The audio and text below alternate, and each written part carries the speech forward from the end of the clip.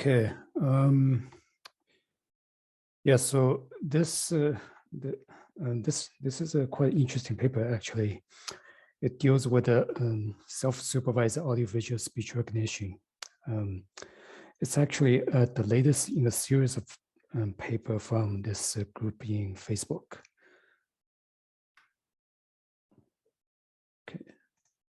So to start with, here are some background. Basically, the problem they try to solve is try to come up with a system that that's able to do automatic speech recognition. Previously, these systems exist, but they are mostly audio based. And the problem is that those systems are very susceptible to noise degradation. So instead, just looking at the audio only, it might be better to looking at the video as well as the audio. So using both model in conjunction may be better than audio alone. And so the video and audio system is better than audio alone. But the problem is there's a lack of label data to train those systems. So then the way to go forward is try to devise some system that does self-supervised learning in this framework. And this is what this paper is about. However, the model presented in this paper, it's quite, it's an interesting model, but it's pretty complex. And it's like I said, it's the latest in a series of work. So this model is dependent on a previous model, which they develop with the audiovisual based model. It's called a AV-HUBERT. And this model in turn is based on another model they developed previously based on audio alone, which is this audio-HUBERT model. So in order to understand this model in detail, we really need to go back to the very earliest model, so which is this audio-HUBERT model, and this is what I'm gonna present next. This is what the audio-HUBERT model looks like. So basically, it's some sort of a transformer model. So basically, what they try to do is they try to do something analogous to what's being done with transformer in NLP. So instead of doing text self-training, they wanted to do it for speech, right? So what they do here is they take snippets of speech, and which is essentially like a sound waveform, and they pass it through an encoder that chop it up into little bit snippets, right?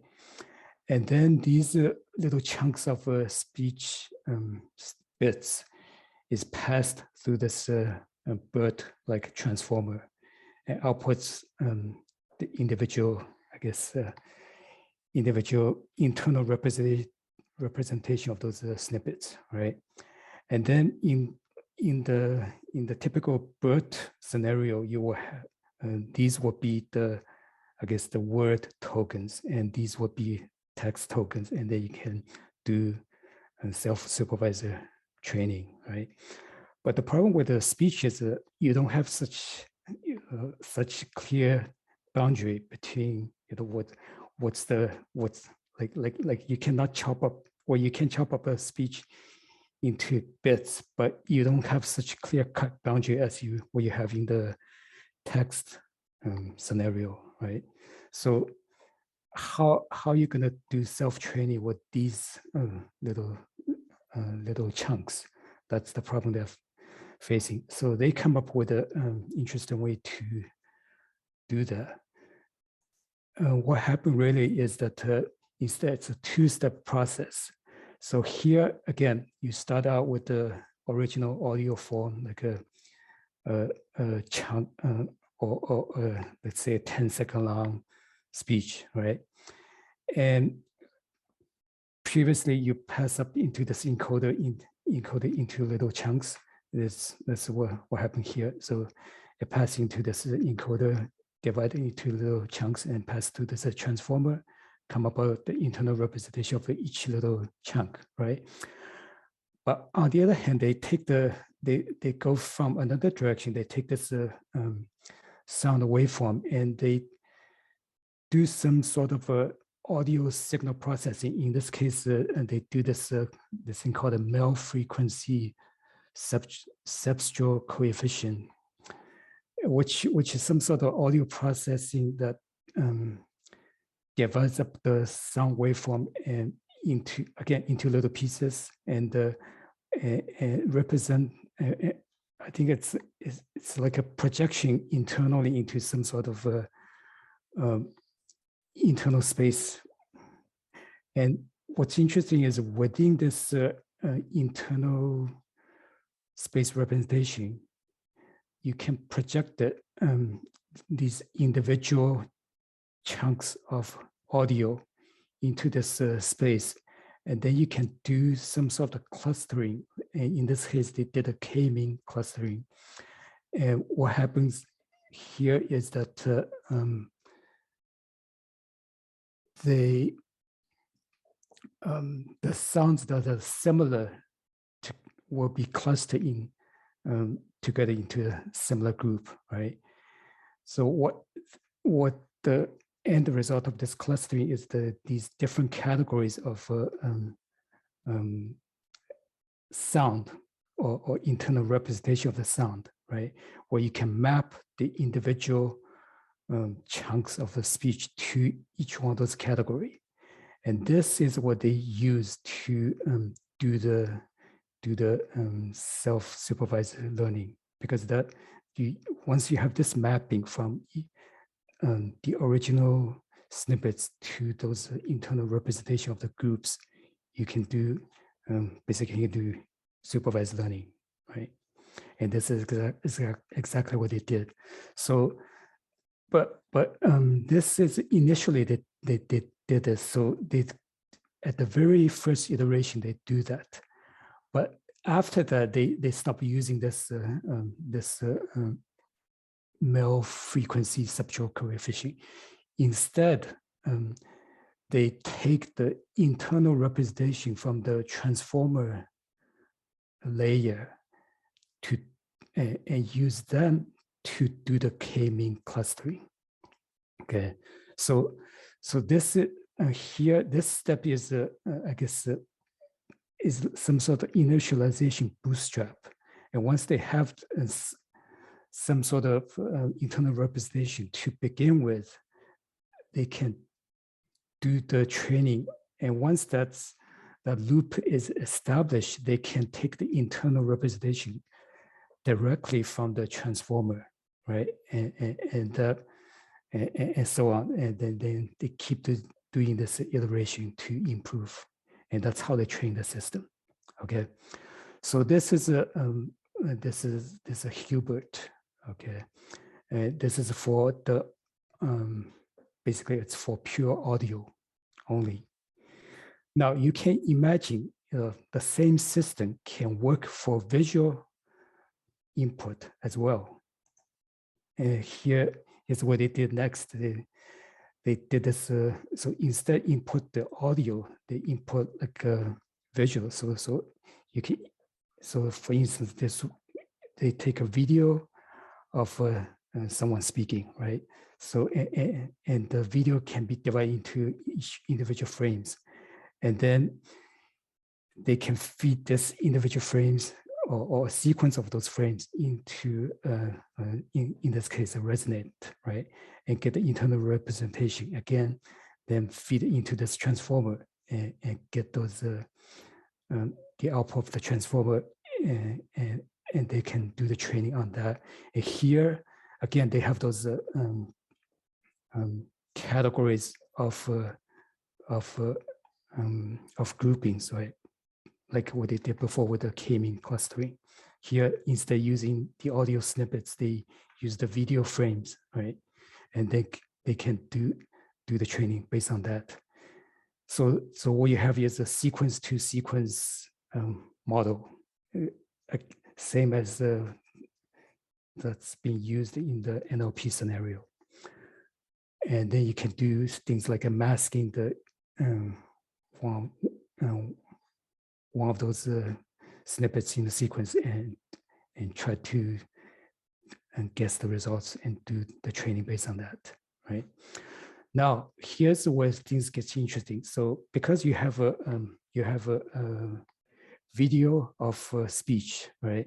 So you have two modality. You have the video signal and you have the audio signal. So here, the training is done from video to video. But instead, you can do this as well. You can feed in the video, right? But you can train based on the audio signal, right? So here, so this will be the original Hubert, right? It's the audio signal that's feeding and trained based on the audio signal. And then you can also do feeding the video signal, but do the training based on the audio signal. Okay. So this, you can combine these two things together into one single framework, which they call this audio-visual Hubert, where you feed in both the video signal as well as the audio signal. And then you just concatenate those internal representations together into a single vector, which is what they've done here. So here, it's like the one half is the audio, one half is the video. And then you feed this into the transformer and you get some sort of internal representation of the fusion of both audio and video signal. And then you can do the training based on that, right? So that's the framework they start with. And in this paper, they take this model which they established before, right? And which they have done pre-training before. And then what they do is instead do the continued training, you can just take off the very last layer and add on another decoder here. Then you can do sequence to sequence pure audio training. And that's the model they use here. Yeah, I'm gonna pause for a minute. Any questions so far?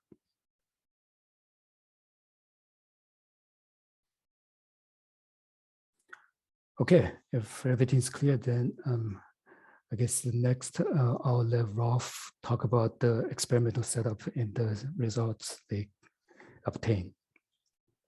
Okay. Let me share my screen.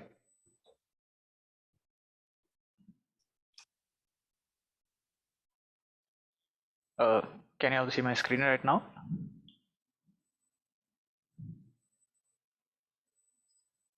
Yeah. All right. Okay, so this is the code that we got from the authors themselves. So they trained the model and they gave us the pre-trained models to see how the prediction would come out to be. So for this demo, they used this clip of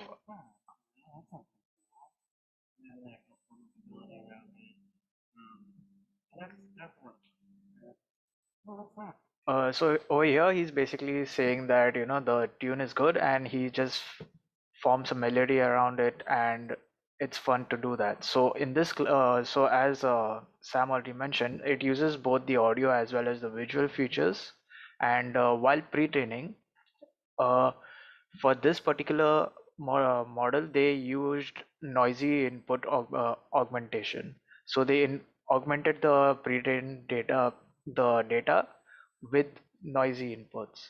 And so as you can see, the model, this is the prediction of the model. Over here the prediction is very accurate, but there are a lot of insertions as well as deletions in the prediction over here. So over here he doesn't say which is that it sounds cool, but the overall message of the what he was trying to convey is conveyed over here, that it sounds kind of cool and he would like to form a melody around it. So here it is a substitution. Instead of it, the model predicted it is in. and that's a lot of fun. Like I would was also not there, so the model added that instead. So as you can see, the word error rate is not that high, and the prediction of it was pretty accurate. So going towards how this model was trained, uh, we have they used 6 different setups to see how the model would perform.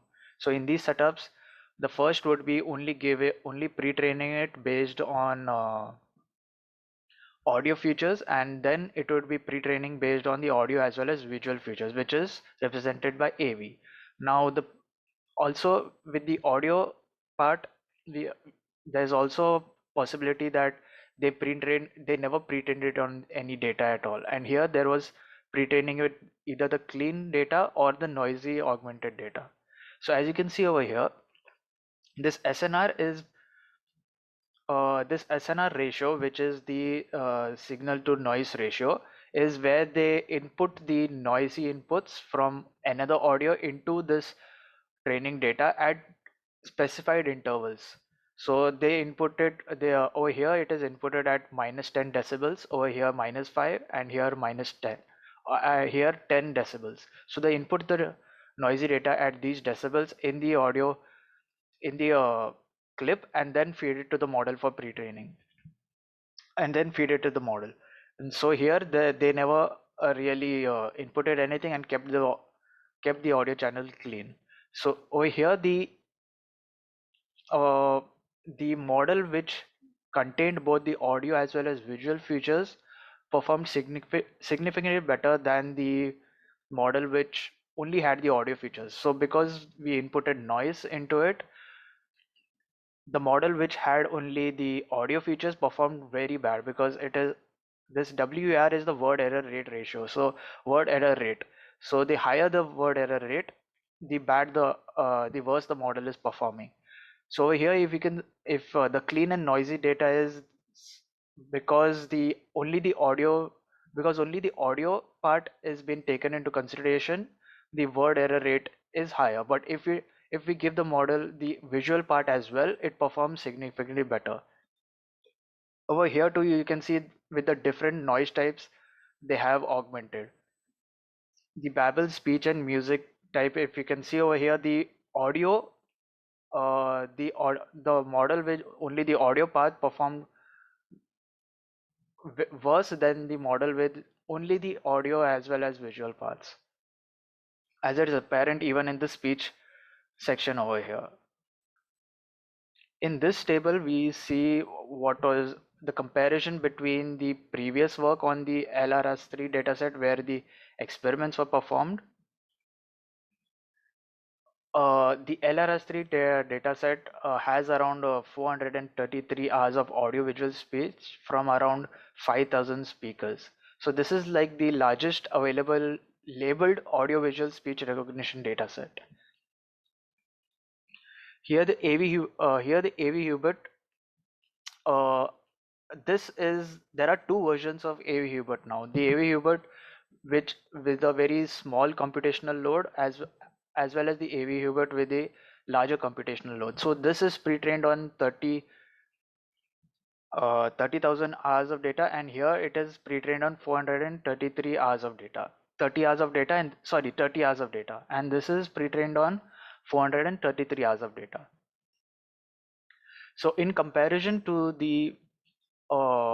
both of them, the average accuracy was better for the AV-HUBERT in this, in comparison to the previous models.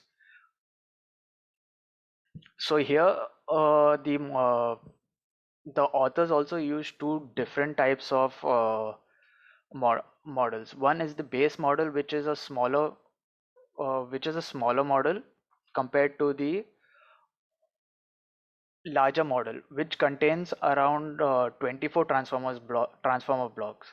So in all the comparison data sets, they have used comparison to the other models, they have used the large model. So here in the large model, which where they divided into either trained on 30 hours of data or 433 hours of data.